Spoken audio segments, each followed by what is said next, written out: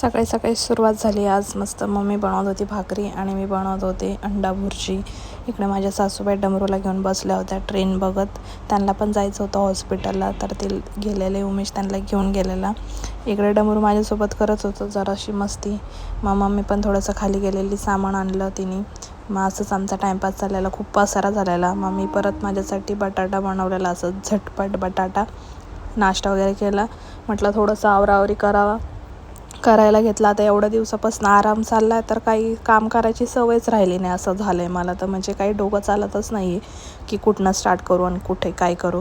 तर आज आमची होती एंगेजमेंट ॲनिव्हर्सरी. तर दिवसभर तर काही सेलिब्रेशन केलं नाही. उमेश गेलेला कामाला. मग संध्याकाळी येताना तो रोज घेऊन आलेला, मस्त केक घेऊन आलेला. सरप्राईज दिलं त्याने मला. मी त्याला खूप ऐकत होते की तुझ्या लक्षात नाही, तुला असं हे, तू तसंच आहेस. पण मला कुठं ना कुठं माहीत होतं की तो आणणार काही ना काही, आणि त्याने आणलंच.